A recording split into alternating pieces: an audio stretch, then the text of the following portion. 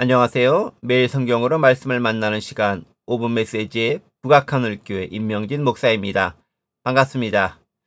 어제만 해도 중국발 황사가 너무 심해서 온 천지가 누렇게 변할 것이다 라는 예보가 있었는데요. 막상 오늘이 되자 예기치 못한 바람의 영향으로 황사가 많이 비껴갔다고 합니다. 그러고 보면요, 때로는 인간의 과학과 예측이라는 것이 얼마나 부질없는지를 실감할 수 있습니다. 인간은 하나님 앞에 겸손해야 됩니다. 오늘 함께 묵상할 말씀은요, 누가복음 18장 31절에서 43절까지의 말씀입니다. 진짜 시각장애인은 누구인가? 라는 제목으로 함께 말씀 묵상해 보도록 하겠습니다. 먼저 본문 말씀 제가 읽어보겠습니다. 예수께서 12 제자를 데리시고 이르시되, 보라, 우리가 예루살렘으로 올라가노니 선지자들을 통하여 기록된 모든 것이 인자에게 응하리라. 인자가 이방인들에게 넘겨져 희롱을 당하고 능욕을 당하고 침뱉음을 당하겠으며 그들은 채찍질하고 그를 죽일 것이나 그는 3일 만에 살아나리라 하시되, 제자들이 이것을 하나도 깨닫지 못하였으니 그 말씀이 감추었으므로 그들이 그 이르신 바를 알지 못하였더라. 여리고에 가까이 가셨을 때에 한 맹인이 길가에 앉아 구걸하다가 무리가 지나감을 듣고 이 무슨 일이냐고 물은데 그들이 나사렛 예수께서 지나가신다 하니 맹인이 외쳐 이르되, 다윗의 자손 예수여, 나를 불쌍히 여기소서 하거늘. 앞서가는 자들이 그를 꾸짖어 잠잠하라 하되 그가 더 크게 소리질러 다윗의 자손이여, 나를 불쌍히 여기소서 하는지라. 예수께서 머물러 서서 명하여 데려오라 하셨더니 그가 가까이 오매 물어 이르시되, 내게 무엇을 하여 주기를 원하느냐? 이르되, 주여, 보기를 원하나이다. 예수께서 그에게 이르시되, 보라, 네 믿음이 너를 구원하였느니라 하시매 곧 보게 되어 하나님께 영광을 돌리며 예수를 따르니 백성이 다 이를 보고 하나님을 찬양하니라. 아멘. 우리가 사는 세상에는요, 시각 장애인들이 있습니다. 장애인들이 많다는 거죠. 시각, 청각을 비롯해서 물리적 장애를 가진 여러 분들이 계십니다. 자, 그런데요, 그분들 중 상당수는 장애인이란 이유로 차별을 받기도 하지만 오히려 그런 물리적 결함 때문에 다른 분야에 특별한 재능을 보이기도 합니다. 예를 들면요, 시각장애인 같은 경우엔 아무래도 청각이나 촉각과 같은 다른 감각에 특별히 더 민감해서요, 비장애인이 잘 듣거나 느끼지 못하는 것을 훨씬 잘 감지해내는 경우가 많습니다. 그러고 보면 장애라는 것이 조금 불편한 면이 있긴 하지만 충분히 다른 기능을 통해 보완될 수 있음을 알 수 있습니다. 그분들을 보는 우리의 시각만 교정한다면 비장애인들이 그분들과 함께 살아가면서 아름다운 보완으로 멋진 상생을 만들어낼 수 있지 않을까, 그렇게 생각을 해봅니다. 자, 그럼에도 불구하고요, 우리 사회에서 장애인을 보는 시각은 그리 호의적이지 않습니다. 아무래도 불편함이 있기 때문에 그렇습니다. 자, 그런데 그 불편함이 2000년 전에는 죄인으로 간주하는 이유와 원인이 되기도 했습니다. 뭔가 장애를 가졌다는 그 자체가 죄로 인한 결과라는 생각이 지배하던 사회였기 때문입니다. 오늘 본문을 보면요, 두 부류의 사람이 나오는 것을 알 수 있습니다. 첫 번째 부류는요, 예수님을 3년이나 뒤따라 다니며 배웠던 제자들입니다. 그들은 예수님과 함께 십자가의 길을 걷기 위해 예루살렘으로 갑니다. 예수님께서 같이 가자라고 하자 따라 나서는 것이지요. 그리고 그 올라가시는 중에 또 한 부류의 사람을 만나는데 그가 바로 시각장애인인 바디메오입니다. 오늘 본문에는 그 시각장애인의 이름이 언급되어져 있지 않지만 병행 본문인 마가복음 10장에 의하면 그가 시각장애인인 바디메오인 것을 알 수 있습니다. 우리가 주일학교에서 많이 배웠고 또 불렀던 노래, 바디메오가 눈을 떴다네, 그 주인공이죠. 오늘 이 두 부류를 비교하면서 진짜 장애인이 누구인지, 진짜 못 보는 사람이 누구인지 한번 생각해 보도록 하겠습니다. 예수님은 12 제자들 데리고 예루살렘으로 들어가십니다. 그리고 그들에게 자신이 이방인들에게 넘겨져 희롱과 능욕, 모욕을 당하고 심한 고문 끝에 죽임을 당하겠지만 3일 후에 다시 살아나실 것을 말씀하십니다. 하지만 제자들은 그것이 무엇을 의미하는지 도무지 알지 못합니다. 듣고도 깨닫지 못하는 안타까운 현실이 발생하고 만 거죠.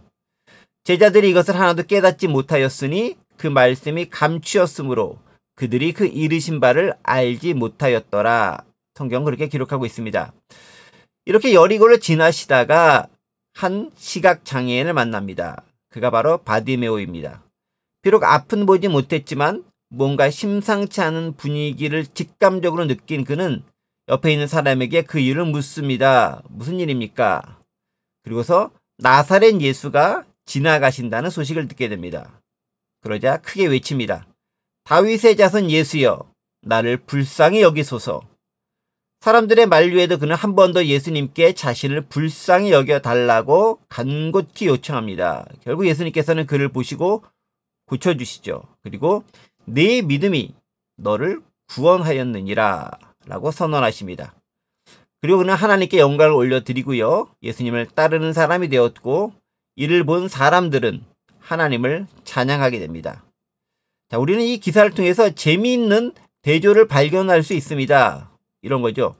3년이나 예수님을 따라다니면서 보고 배웠지만 정작 예수님이 하시는 말씀이 무슨 뜻인지조차 알지 못하고 자신들의 무지함만을 드러냈던 제자들과 달리 잠시 스쳐 지나가는 그 예수님을 알아보고 그로부터 구원의 선언을 들은 시각장애인의 모습을 보게 됩니다. 바로 이런 모습은요, 오늘 이 시대를 살아가는 우리에게 깊은 깨달음을 줍니다. 통찰을 준다는 거죠. 몇 가지 면에서 생각해 보겠습니다. 먼저요, 교회 안에 있다고 우리가 모두 복음을 깨닫거나 아는 것은 아니다라는 점입니다. 교회 다닌다고 다 구원받는 것도 물론 아니고요. 진리를 깨닫는 것도 아닙니다. 심지어 예수님과 3년 동안 동고동락하면서 함께 생활했던 예수님의 제자들도 예수님의 진짜 정체성과 그 성육신의 의미를 제대로 알지 못했습니다. 나중에 예수님께서 부활 승천하신 후에야 그게 그런 뜻이었구나라는 것을 비로소 알게 되었습니다. 우리도 그럴 수 있다는 거죠. 신앙생활을 오래 했다고, 교회에서 중직을 맡았다고, 내가 아는 게 좀 있다고 진짜 아는 것이 아닐 수 있다는 말입니다. 잘 모른다? 그럼 묻고 배워야 합니다. 아는 척하는 게 중요한 게 아니라 모르면 진짜 제대로 알아야 됩니다. 자, 두 번째는요, 위와 좀 연결된 것으로요, 제자들이 그렇게 이해하지 못했던 이유가 도대체 무엇 때문인가 하는 점입니다. 그것은 여러 가지 이유가 있겠지만 본질을 있는 모습 그대로 보기보다는 자신들만이 가지고 있는 색안경을 끼고 보기 때문에 그럴 수 있다라는 거죠. 당시 유대 사회를 지배하던 메시아에 대한 모습은 어떻습니까? 그들은 편견과 선입관을 가지고 봤습니다. 그게 바로 정치적, 물리적 메시아상이었습니다. 그런 색안경을 끼고 예수님을 바라보니까 예수님의 모습은 그에 부합되는 것처럼 보이지 않고 또 예수님의 말씀은 그들이 생각하던 메시아상과 전혀 이질적으로 보일 수밖에 없습니다. 그러니까 진짜를 보지 못하고 내가 가려진 눈으로, 색안경을 낀 눈으로 잘못된 예수님의 상을 볼 수밖에 없었다라는 거죠. 편견과 선입관을 버려야 진짜가 보입니다. 자, 세 번째는요, 시각장애인 바디메오는 비록 눈은 가려졌지만 영적인 눈은 뜨였던 그런 인물이었다라는 점입니다. 심상치 않은 분위기에 사람들에게 그 일을 묻습니다. 그러자 들려온 대답은 약간 비아냥거리는 듯한 뉘앙스를 지닌 나사렛 예수가 지나간다라는 말이었습니다.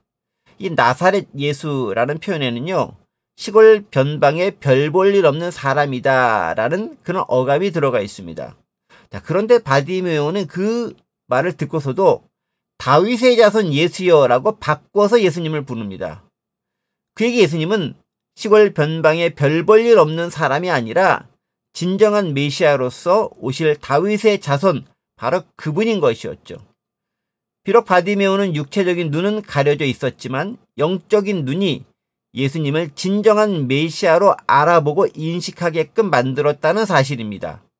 진짜는 진짜를 알아보고 고수는 고수를 알아보는 법이죠. 예수님께서 바디메오에 대해서 괜히 구원을 선언한 것이 아닙니다. 다 그럴 만한 이유가 있는 것이죠. 자, 마지막으로요. 때로는 그 절실함과 간절함이 믿음의 힘으로 나타나기도 한다는 사실입니다. 사람들의 제자와 만류에도 불구하고 바디메오는 예수님을 부르고 또 찾습니다. 귀찮고 불결하다고 여기는 사람들이 자신을 여러 차례 제지했겠지만 예수님을 보고자 하는 그 열정, 간절함, 절실함은 그것들을 여러 장벽들을 극복해냈습니다. 그러자 예수님은 자신을 부르는 바디메오에게 원하는 것을 묻습니다. 네가 무엇을 원하느냐? 그는 지체 없이 대답합니다. 주여, 보기를 원하나이다. 그리고 다음과 같은 선언을 예수님으로부터 듣게 되죠. 보라, 네 믿음이 너를 구원하였느니라. 결국 이 모든 일을 통해서요. 바디메오는 구원을 얻고 하나님께 영광을 올려드렸고 사람들은 하나님을 찬양하게 되는 역사를 이뤄냅니다. 함께한 제자들이 하지 못한 일, 3년간 따라다녔던 제자들이 하지 못한 일을 잠시 만난 바디메오는 이뤄낸 것이죠. 그렇습니다.